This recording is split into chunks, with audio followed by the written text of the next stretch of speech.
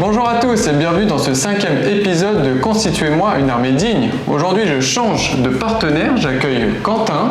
Bonjour. On va attaquer une série de 3 épisodes un peu spécifiques qui va nous permettre en fait de vous présenter les listes des équipes françaises pour l'ETC. Comme vous le savez peut-être, l'ETC est un tournoi par équipe qui regroupe plusieurs pays différents. Donc, je crois qu'il y en a 12 répartis sur 24 équipes, si je ne dis pas de bêtises. Donc ça va se passer à Cork cette année sur le week-end du 14 au 15 mai. Et du coup, Quentin, de son statut de capitaine de l'équipe de France 1, va venir présenter du coup son équipe et les listes qu'ils vont utiliser pour cet événement. La pression. Avant qu'on commence cette petite revue de liste, n'hésitez pas à vous abonner à la chaîne et à cliquer sur le petit bouton j'aime de cette vidéo. Ça nous donne pas mal de soutien et ça nous motive à continuer à faire de nouvelles vidéos pour vous. On va donc maintenant commencer. Est-ce que Quentin, tu peux nous présenter du coup tes 3 partenaires dans ton équipe? Bien sûr. Eh bien, on a les frères Vac, Alexis et Adrien, que vous avez déjà pu voir dans les vidéos du Squeak par exemple. Ouais. Qui sont 2 joueurs expérimentés, ça fait leur 3e et leur 2e ETC. Donc ils vont venir guerroyer comme ils savent le faire avec beaucoup de ténacité. Et puis le 4e joueur, c'est Corentin Durbic, qui est aussi un très bon peintre. Vous pouvez retrouver sa page Coco Painting Stuff, qu'on mettra en description bien sûr. Voilà, on fait des passes un peu dans l'équipe. Et qui avait été en 2019 ou 2018 le champion de France. Le gagnant du championnat de France et qui avait été à l'Ardacon au Masters.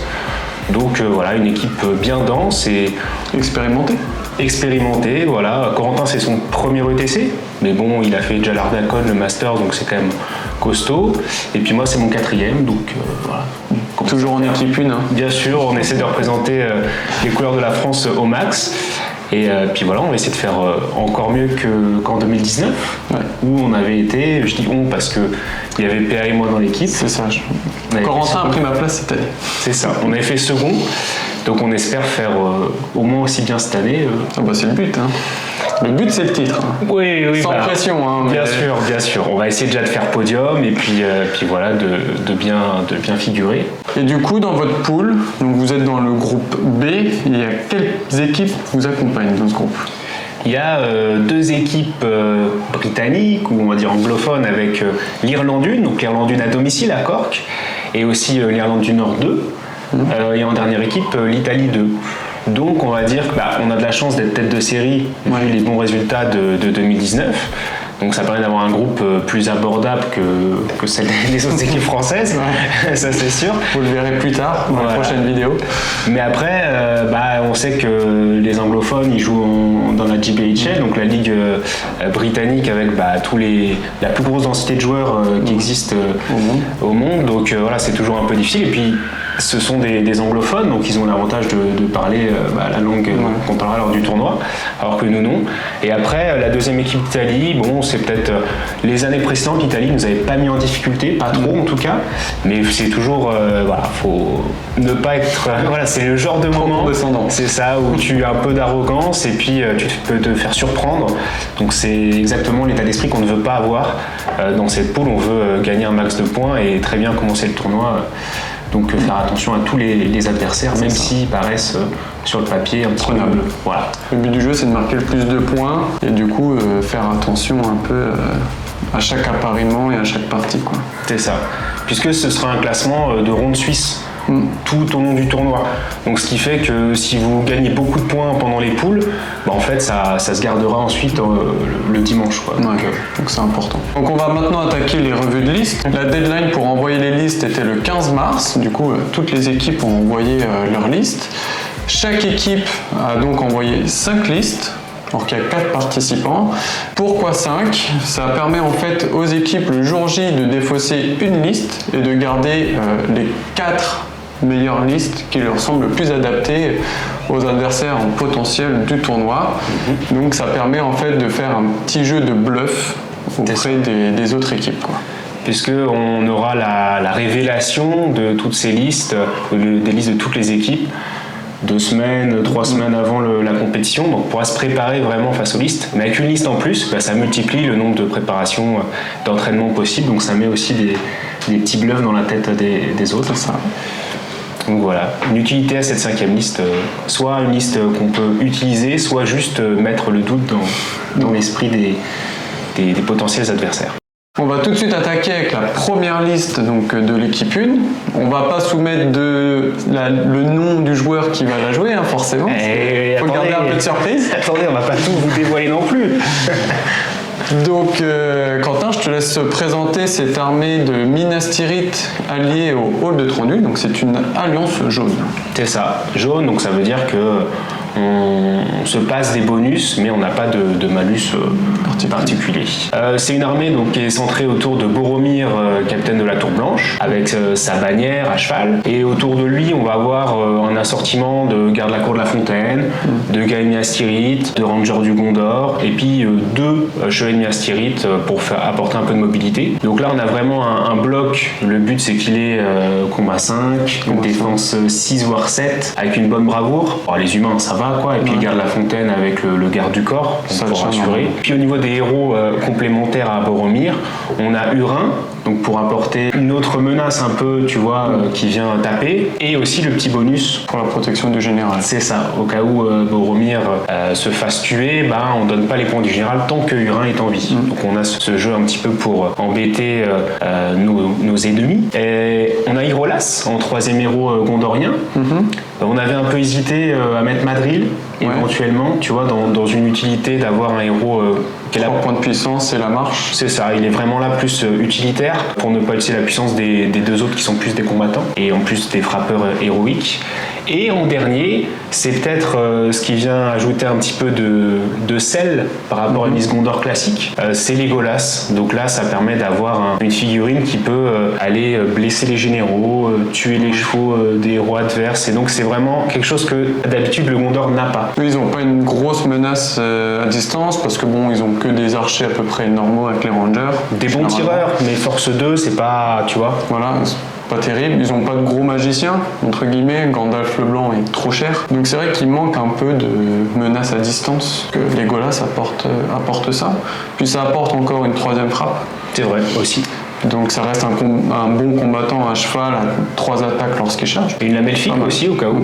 Un combat 6, alors que tu vois, Hurin, combat 5 peut être un peu pénible, sachant que Boromir risque d'être beaucoup focus par les adversaires parce que c'est la pièce maîtresse de l'armée. Puis Boromir va sans doute aussi rester un peu derrière, parce que la force de cette armée c'est aussi sa faiblesse. Ça veut dire que tout va être centralisé sur Boromir. Ça va être un gros bloc compact, normalement. Boromir, comme c'est son général, il va pas non plus vouloir trop l'exposer si vous jouez cette liste.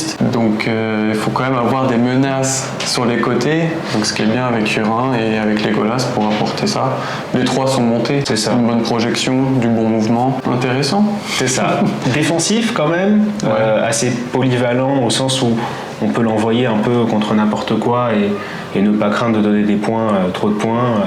Parce que Boromir c'est quand même costaud, donc le général ou la bannière il faudra quand même le tomber. Et ouais, c'est une liste où avec 38 figurines on n'est pas hyper nombreux, mais on est dans une bonne moyenne on va dire. Une moyenne passe. Et voilà, c'est l'idée un peu une liste tank avec Legolas pour prendre des points un peu secondaires et voilà, pouvoir peut-être faire des petites victoires, mais des victoires qui comptent. Peut-être la difficulté de cette liste c'est les scénarios objectifs, parce que ça 38, obligé de s'éclater. Si on perd la bulle autour de la bannière, même si elle est à 6 pouces, on peut un petit peu perdre, c'est vrai. Après, sur un objectif, on n'est pas obligé de jouer tous les objectifs à la fois, on peut se contenter d'en jouer juste quelques-uns, ceux autour de notre bulle, puis quand même avec le tir et la cavalerie, on peut, je pense, s'en sortir.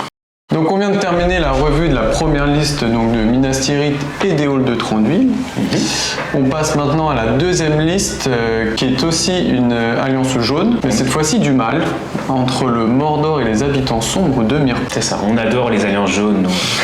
Là on a, donc du coup on passe du côté du mal ce coup-ci. On a une armée qui va avoir donc 2 Nazgûl, un surombrellé et un à cheval, donc on va avoir l'immortel en général. L'immortel étant un des généraux même les plus safe. Les plus solides normalement. Voilà. Aucun risque, très peu de risques en tout cas qui meurent pendant une partie avec 18 points de destin. C'est ça. Enfin 17. Alors après, l'un des meilleurs généraux dans le registre défensif. C'est ça. Là, en lui adjoignant une ombrellée, on se dit qu'on peut un petit peu avoir plus de peps au cas où dans un Contest of Champions ou pouvoir aller faire des trucs sur les côtés. Le Seigneur des Ombres, quant à lui, il est là pour assurer dans le duel à distance par rapport au tir. C'est quelque chose qu'on peut craindre. On ne sait pas trop comment ça va jouer, mais s'il y a des armées full tir en face ou des engins de siège, il faut qu'on ait des aptitudes défensives et donc notamment des bloqueurs de tir pour pouvoir contrer ça. Après, en troisième euro, on a du Mordor, on a un Guritz. Donc là, très classique. Un peu comme Irolas finalement dans l'armée d'avant, c'est un marcheur héroïque, c'est des petits points de puissance pas chers.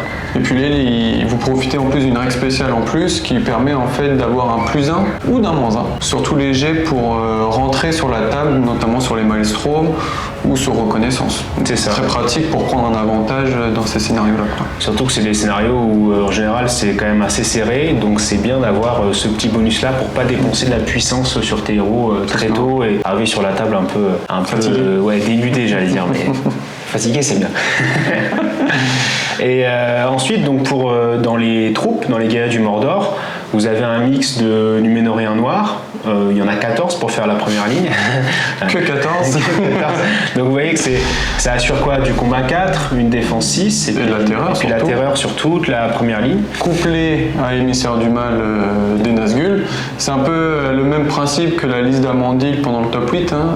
On va essayer de jouer sur la terreur, le -1 bravoure sur l'adversaire pour limiter le nombre de charges et d'essayer de profiter, de créer un surnom pendant la phase de combat. C'est ça. On est dans une liste qui joue pas mal sur cette désorganisation-là. En plus, avec les Nazgûl qui apportent du contrôle, on veut que l'adversaire se sente pas à l'aise, quoi. C'est ça. Donc derrière ces Numénoréens noirs, vous avez des orques du Moradon pour la force 4 et aussi des petits lanciers-orques pour gonfler le nombre un peu artificiellement, on va dire. Et il y a aussi des pisteurs-orques. Il y en a quand même 6 pour apporter un peu cette petite menace à distance. Sachant que vous avez le Seigneur des Ombres, donc vous pouvez aussi avoir pas l'avantage au tir, mais bon, on va dire embêter un peu comme ça. Ouais, mais des pisteurs c'est toujours intéressant pour descendre des chevaux, prendre des objectifs. Ça toujours 5 points, donc le moindre mort, le pisteur est rentabilisé. Puis au corps à corps, ça crée toujours une petite surprise. C'est ça. Un petit cheval de héros là, oh zut. Donc ça peut être très pratique. Et donc en dernière troupe, pour apporter le côté assassin et puis de la mobilité supplémentaire, parce que vous voyez que sinon il n'y a pas trop de warg. Vous avez donc la reine des araignées, donc ça c'est quand même une figurine incontournable qu'on aime beaucoup en France. Donc autant pour jouer l'assassin ou pour aller chercher des objectifs avec les petites araignées. Un peu des fois attaquant suicidaire mais très utile. Et puis la nuée de chauve-souris, donc toujours de la mobilité et encore dans un registre de pouvoir tuer une cible si on en a envie rapidement. Parce que pour rappel, la nuée de chauve-souris, quand elle engage une figurine ennemie au combat, elle divise son combat par 2 en arrondissant à l'inférieur. Vous engagez un héros qui a une frappe, au maximum il peut avoir que combat 5. Donc on voit que les Nazgûl ici ils ont combat 5, la reine a combat 6. Donc logiquement on a des héros vos héros auront une meilleure capacité de combat. Donc si vous faites 6, vous gagnez plus facilement le combat. Donc là c'est une liste du coup qui est défensive mais au sens plus désorganisation comme on a dit tout à l'heure, et qui a une capacité d'élimination avec les monstres et puis la petite chauve-souris, puis la magie pour contrôler. Donc là aussi polyvalent, on peut l'envoyer sur un peu tout, enfin on pense en tout cas. Mais bon. Ça peut manquer un peu de force 4, c'est vrai.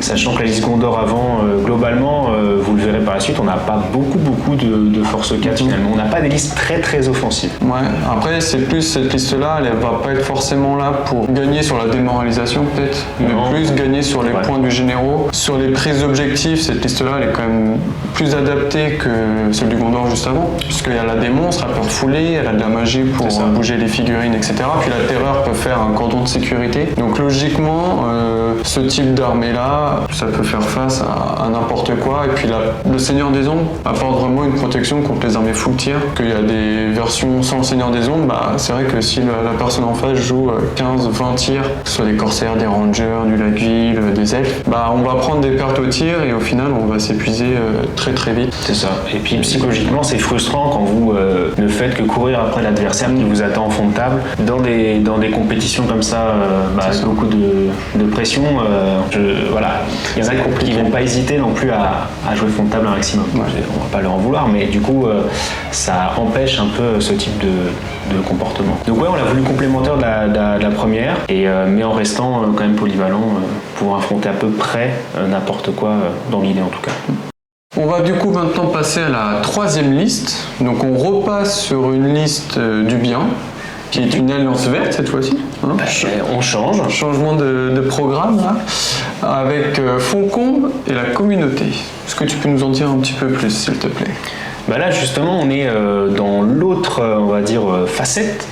Par rapport aux deux premières listes, on avait quelque chose justement qui pouvait être capable de prendre tout. Là on s'est dit on va jouer une armée qui est plutôt dans un style très spécifique, qui est en fait du quasi full cavalerie, avec en plus donc le combat 5 des chevaliers de Foncombe. On a donc pour les menées Elrond. Donc Elrond, on sait dans les vidéos, hein, si vous suivez régulièrement la chaîne, c'est un héros qu'on apprécie beaucoup. C'est vrai qu'il sait tout faire, et donc là, on fait aussi profiter de sa règle, permet de faire sauter la délimitation de tireurs avec les chevaliers de Foncombe. Parce que là, du coup, c'est une liste full tir. C'est ça, full tir, et en plus avec l'aide du petit Círdan, on a full tir avec bloqueur de tir. Donc on est capable, si on a envie, de jouer le duel de tir, de rester à distance, avec en plus, en troisième héros, un Aragorn qui est capable de faire des marches. Donc une grosse mobilité quand même dans cette armée-là. On peut harceler. Vous pouvez harceler, vous pouvez vraiment cibler le point du champ de bataille que vous voulez vraiment aller enfoncer. C'est ça. Parce que bon, en fin de partie, les chevaliers de Foncombe, c'est quand même assez bon, hein. Un combat 5, une lance de cavalerie, une petite colère de la nature avec Elrond pour vraiment appuyer encore plus et protéger des ripostes. Puis Aragorn, son petit point de puissance gratuit qui permet de garder l'élan, de faire des combats héroïques, d'utiliser son petit point de puissance aussi pour améliorer son tir en début de partie ou faire des marches. Il est clé dans cette armée, autant pour donc, les marches héroïques, jouer justement le harcèlement comme on l'a dit. Pour les élans héroïques aussi, une armée de cavalerie, si vous ne chargez pas, c'est tout de suite moins fort. Voilà. La première fois que vous chargez, parce que vous avez plus de mouvement, ça se passe très bien, mais le tour d'après, si vous n'arrivez plus à charger, donc Aragorn il permet d'avoir la possibilité de faire des élans en permanence et de garder on va dire la puissance de frappe avec vos lances de cavalerie en permanence. Et puis comme tu dis, si on veut aller taper, avoir un peu un électron libre sur la fin de partie pour aller chercher des choses, c'est vrai qu'on va pas envoyer notre général Elrond, faire qu'il reste quand même en sécurité. Círdan il restait derrière, on veut pas non plus, hein. Attention, donc ça va être plutôt le rôle d'Aragorn aussi de faire ça. Donc vraiment il a un rôle multiple là-dedans, et il est très important pour l'équilibre de la liste. Puis Círdan, il est quand même aussi, alors il est à pied, donc il va entre guillemets ralentir l'armée, mais comme vous allez avancer de moitié, ça va pas trop se sentir. Et puis qu'on a des marches éventuellement, qui peuvent faire jusqu'à 9 pas, donc en fait personne ne peut nous rattraper si on fait 9 pas. Exactement, et puis il va en plus apporter un soutien magique qui est quand même assez sympa, donc la lumière pour le duel de tir comme tu as dit tout à l'heure. C'est ça. Il y a l'aura de confusion pour que tous les cavaliers à proximité causent la terreur. Si vous n'avez vraiment pas la chance d'avoir l'élan au monde, vous allez devoir forcer les tests de terreur en face. C'est ça. Pas se retrouver avec un chevalier isolé face à 3 mecs, il sera obligé de faire des tests de bravoure. A priori ça devrait pas arriver. Voilà. Et puis la lame enchantée pour booster soit Aragorn, soit Elrond, soit un cavalier sur ses jets pour blesser. Et la dernière, c'est l'aura de vaillance pour réussir tous ces tests de bravoure. Enfin, bon, après avec de l'elfe, ça, c'est moins urgent. Mais on sait jamais. On t'affronte un Nazgûl qui te met un -1 grâce à la l'émissaire du mal, tu tombes à 4 de bravoure. Et puis, dans une armée comme ça, il faut absolument avoir de la sécurité. Parce que perdre une figue, on n'est qu'à 18 figues. Hein. Donc, perdre une figue, c'est tout de suite, c'est tout de suite un poids important. Donc, c'est pour ça qu'avoir la sécurité qu'apporte Círdan, c'est très important. Quoi. Ouais, sur une liste comme ça, on ne peut pas se louper sur l'appariement, sur un scénario objectif. Non. Alors ça sera très bien sur des scénarios en fond de table, par exemple, les combats à mort, voire un Storm the Camp aussi, parce que vous pouvez prendre vraiment beaucoup de place. C'est ça. Mais sur une reconnaissance ou sur une prise objectif, ça peut être compliqué. Et c'est pour ça que on peut se le permettre avec des listes à côté qui, elles, sont capables de prendre beaucoup plus de choses. Donc on arrive maintenant sur la 4e liste, qui va être la liste, je pense, coup de poing de votre équipe. C'est un peu ça. Donc une armée pure d'Angmar. Donc est-ce que tu peux nous la dévoiler, s'il te plaît? Bien sûr. C'est une armée qui va ressembler un peu à, voire très proche de celle que Gabi avait jouée pendant le Final 8, la qualification là, pour l'ETC que vous avez pu suivre sur la chaîne. Donc en fait on va avoir le roi sorcier à cheval, avec la couronne de Morgul bien sûr, avec un Goulavar. Classique pour l'instant. Classique, 2 ailes des Galgal. Donc on voit bien la puissance magique que vous mettez en place. Il y a vraiment... Les héros en face, ils vont rien faire de la partie normalement. Soit ils sont engourdis, soit ils sont paralysés, soit ils meurent avec Goulavar. Bon, voilà, il vaudrait mieux qu'ils se cachent, il faut qu'ils aient des protections magiques en tout genre, mais c'est clair. Ils vont passer un sale quart d'heure. Et en dernier héros, en 5e héros, ouais c'est ça, vous avez un capitaine orc, un peu comme on a dit sur les premières listes, il est là pour faire 2 marches, où c'est ça, sa puissance pour ne pas qu'on utilise celle du roi sorcier ou de Goulavar. C'est une armée en Angmar où il y a peu de puissance. Mais comme vous contrôlez les héros adverses, vous pouvez compenser ce manque de puissance ou de main d'autre. C'est clair parce que Angmar est quand même connu pour avoir assez peu de puissance, mais en face, même s'il a 50 points de puissance, si ses héros sont morts avec leur réserve de puissance, au final votre adversaire ne va pas l'utiliser et vous pourrez continuer à avoir l'avantage au fur et à mesure de la partie. Donc autour de ça, tu as quand même un mix de guerriers orques et il y a 2 spectres, 2 wargs sauvages et 2 cavaliers. Donc il y a quand même pas mal de petites mobilités, mais hormis en fait les gros héros, c'est quand même une liste assez faible en défense. C'est une liste qui a, un peu comme celle de Foncombe, qui a un déséquilibre. Parce que, le Foncombe c'était le nombre, ça se voit quand même. Là c'est vrai qu'avec 42 figurines, on est pas mal. Si on a notre terreur qui fonctionne avec les héros esprits qui protègent nos orques, ça va. Par contre, si on tombe sur des armées qui ont par exemple des tirs force 3, parce qu'il y a quand même des boucliers sur tous les orques, donc il n'y a pas de défense 4, ou peu de défense 4, parce qu'il y a quand même des wargs. Mais voilà, il y a quand même une certaine sécurité face à l'arc de force 2, et force 3. Mais face à de la force 3, donc les arcs elfes notamment, par exemple une armée de chevaliers de Foncombe, au hasard. Face à de l'arc force 3, face à tout simplement des bonnes armées combattantes avec des guerriers qui combattent bien, qui peuvent charger. La force 3 c'est quand même très commun. Et c'est tout le monde, donc sauf les hobbits. A priori on devrait pas trop en voir. On sait jamais, mais voilà. Et s'ils ont une bonne bravoure pour charger, passer outre la terreur, un bon combat, il suffit juste qu'ils aient un combat 4, ce qui est quand même assez commun aussi, ils surpassent. Donc c'est une armée qui peut un petit peu galérer sur les symboles de brut. Par contre, dès qu'il faudra assassiner des héros ou prendre des points précis de la table, là par contre Angmar est vraiment excellent. Donc c'est une liste où il faudra qu'on fasse un peu attention face à qui on la met quand même. Parce qu'après le roi sorcier, pas besoin de le présenter plus que ça, c'est quand même un des meilleurs généraux du mal, très polyvalent, avec un coup assez modéré. Donc là il a pas son ombrellé mais il a un cheval, donc il garde quand même une mobilité assez intéressante. Une magie quand même très bien pour contrer les Istari en face. C'est ça. S'il y a des bâtons à rompre, lui peut le faire, ce que l'immortel ne peut pas faire dans la liste précédente par exemple. Donc ça apporte aussi quand même des choses complémentaires dans votre équipe. Je pense de toute façon que il fallait avoir un roi sorcier quelque part. Et dans l'Angmar, c'est aussi comme ça un peu qu'on a réfléchi. Je pense qu'il est essentiel. Et parce qu'on s'était dit, est-ce qu'on peut faire un Angmar sans roi sorcier en mettant un innommable pour donner le roi sorcier entre guillemets donné au Mordor. Mais on a trouvé quand même qu'en Angmar c'était la clé de voûte importante qui prépare le terrain pour les Galgal ou pour Goulavar.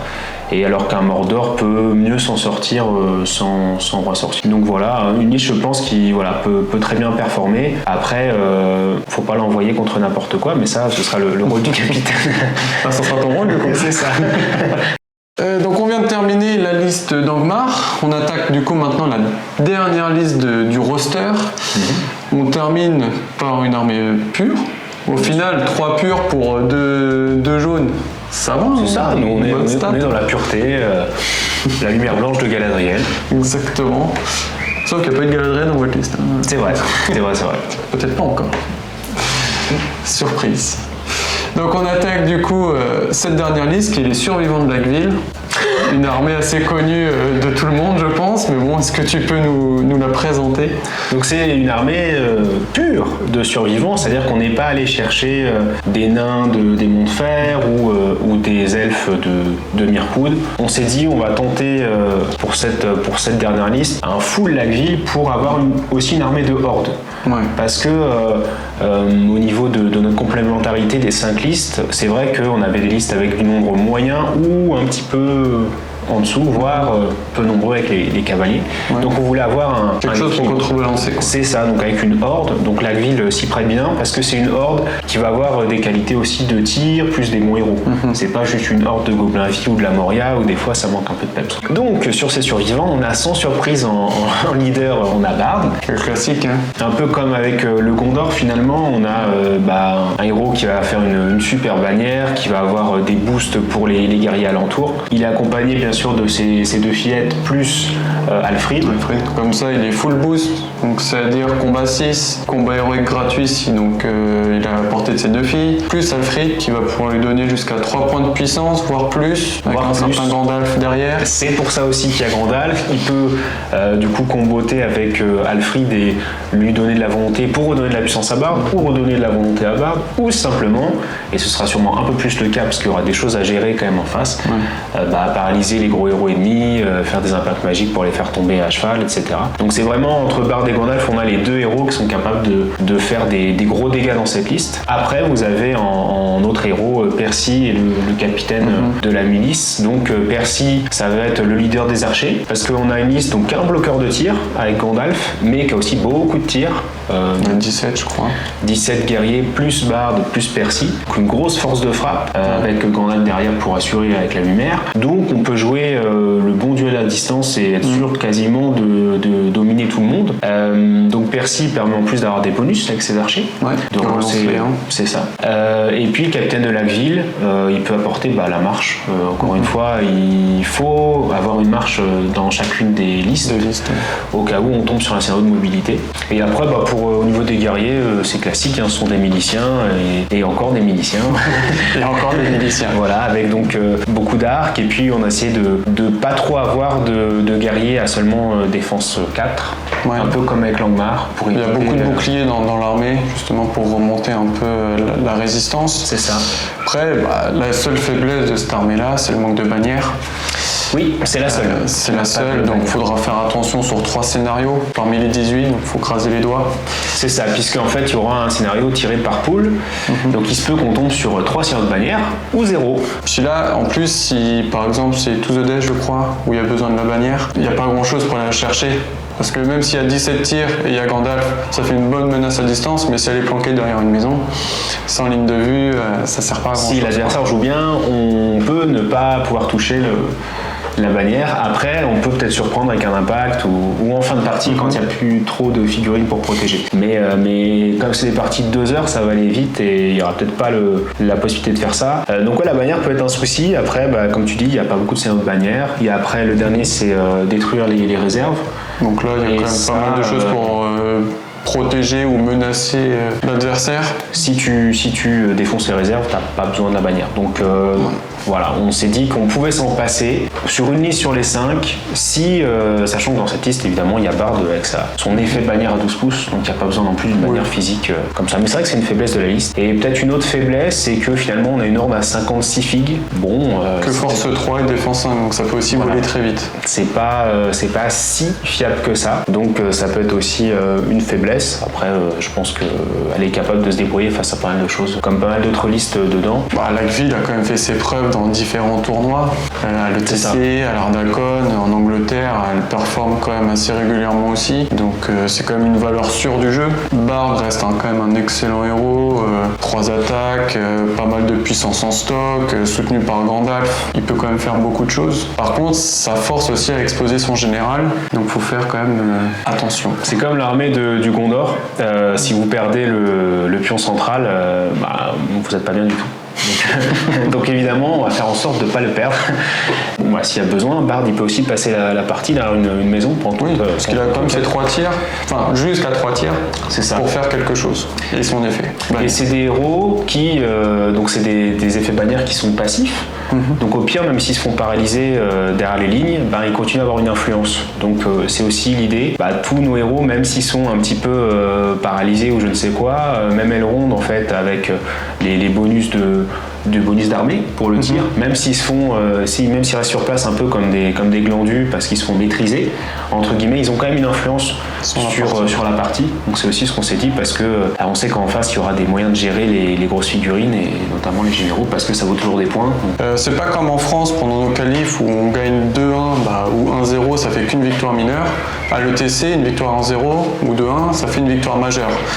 Donc les généraux sont rapidement ciblés pour justement créer ce delta et forcer l'adversaire à faire des erreurs, à jouer plus vite et après en profiter. C'est ça. Bon, vous avez des scénarios où vous serez obligé de jouer tous les objectifs pour gagner, et puis il y en a d'autres où mener 1-0 dès le départ, ça suffit. Ça suffit si vous arrivez à bien conserver. Donc il ne faut pas prendre ce point du général trop tôt. Et c'est pour ça qu'on a essayé d'avoir des généraux qui étaient solides sur l'ensemble des listes avec 3 points de destin à chaque fois, des défenses plutôt hautes et voilà. Donc ça c'est aussi une des constantes qu'on voulait avoir dans nos 5 listes.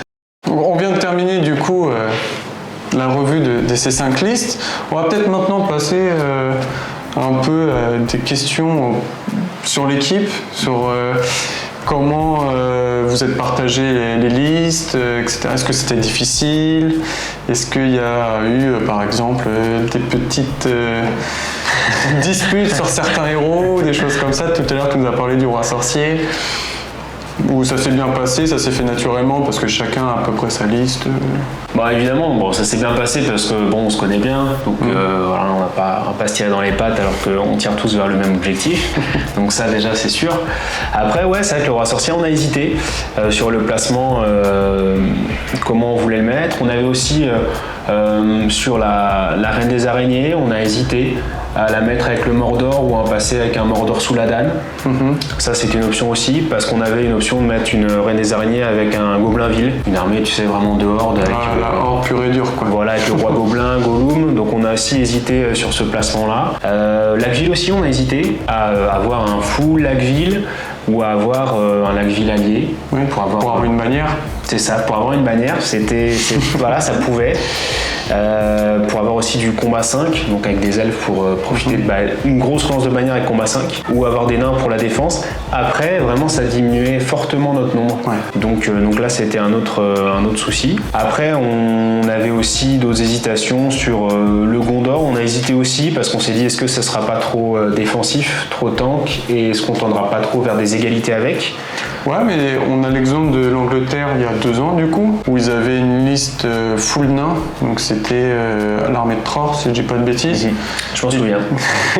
Tu l'avais affronté, et elle permet quand même de bloquer pas mal de choses, et du coup de protéger en fait la liste où vous voulez vraiment adapter son appariement. On pense peut-être au Chevalier de Foncombe ou à Langmar, où vous voulez vraiment cibler une liste particulière, quoi. C'est un peu dans cet esprit qu'on l'a conservé, mais après tu vois l'armée de Tror d'Alester King qui avait ça, était quand même proche des 50 figurines, alors que nous tu vois là on est à 38. Il y a aussi un petit delta qui est important. Et puis après on avait encore d'autres listes où on pouvait incorporer dedans. On avait pensé à des grosses balistes Isengard ou même à des conseils blancs, mais on s'est dit que c'était très chiant à jouer pour nous, donc on n'allait pas prendre beaucoup de plaisir. Donc là on a essayé d'avoir des listes aussi qu'on aimait bien et qui restent compétitifs. Voilà, c'est ça. Est-ce qu'avec votre roster de listes ici, là, donc vous en avez 5, il n'y en aura plus que 4 le jour J, est-ce qu'il y a des listes en face que vous craignez particulièrement ou vous dites on est assez serein, on a pas mal d'outils pour contrer les tirs, la magie, des choses comme ça? On est plutôt serein parce qu'on a confiance en ce qu'on a fait quand même, hein. On y a quand même passé un peu de temps pour réfléchir, donc si je te dis que là on craint tout, on n'est pas bien, machin. Parce que ça fait quand même 2 ans que vous travaillez les lignes, du coup, parce qu'avec le Covid. Oui, on a eu le temps, l'équipe n'a pas bougé, donc on y a réfléchi, je peux vous dire. Mais et puis c'est vrai que le jeu n'a pas non plus été bouleversé ces derniers temps, mis à part peut-être Galadriel Lady of Light, qui là était aussi un point quand même important. parce que c'était quelque chose dont on avait peur aussi avec Langemar, tu vois. Ouais, parce que t'as que des héros avec de esprit. C'est ça, donc sensible au bannissement. Donc ça nous a conforté le fait qu'elle soit pas là. Et puis donc ouais, on pouvait craindre un conseil blanc. Alors peut-être qu'il y en aura quand même. J'espère pas, parce que c'est très pénible à affronter. On peut craindre un peu justement ce type d'armée, comme aussi des cavaliers noirs, tu vois. Une légion comme ça, avec beaucoup de contrôle, qui pourrait justement annihiler un peu nos magiciens à nous. Et puis passer la partie à courir derrière une armée, c'est jamais très fun, quoi. Moi je dirais une armée d'Angmar ne nous ferait pas plaisir non plus. Parce que full terreur, beaucoup de magie aussi. Voilà, c'est un peu, ça pourrait faire des trucs un peu miroirs ou contrer nos qualités. Donc voilà. Après pour le reste, ça va à peu près parce qu'on a soit du nombre, soit des bloqueurs de tir pour tout ce qui est engin de siège ou vraiment armé avec beaucoup d'arbalètes ou de choses comme ça, comme un full corsaire. Voilà, on a quand même la bonne capacité de combat entre le combat 5 ou combat 4, on a quand même assez bon là-dessus, on a du nombre, je trouve que ça va. On pourrait peut-être craindre des armées naines, comme tu dis, très tanky, là, comme Lester King avait joué. Beaucoup de défense, parce qu'au final, il n'y a pas beaucoup de...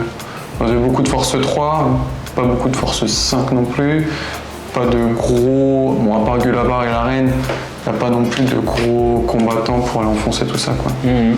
Voilà, les armées avec beaucoup de nains ou des monts de fer très solides, enfin qui misent beaucoup sur des guerriers d'élite. Après, s'il y a beaucoup de guerriers d'élite, c'est-à-dire que les héros sont un peu pourris, donc ça s'assassine plus facilement. C'est ça aussi. Donc ça dépendra pas des scénarios, mais après non, on craint pas énormément de choses. On a justement fait des armées qui sont capables de prendre et de contrer dans l'ensemble à peu près tout, et puis on aura les appariements pour si on a vraiment quelque chose qu'on craint, pour mettre une liste qui peut l'absorber pendant que les autres font le travail à côté. Donc, Dernière petite question. Qu'est-ce que tu attends de cet ETC qui arrive du coup 2 ans après le dernier? C'est vrai que ça a mis le temps. Hein. Ça a mis le temps. On est quand même assez impatient de y aller parce que en France, on a pu voir par exemple qu'il y a plein de nouveaux joueurs aussi qui sont arrivés, tu vois. Donc on se dit, est-ce que dans les autres équipes c'est le cas également? Je pense que le niveau globalement doit s'être relevé. Parce que pendant 3 ans, les gens ils ont joué sur Vassal ou Tabletop. C'est ça, ils ont été frustrés, donc là ils veulent se venger, ils veulent prouver que ils savent toujours jouer au plus haut niveau, donc ça va être intéressant là-dessus.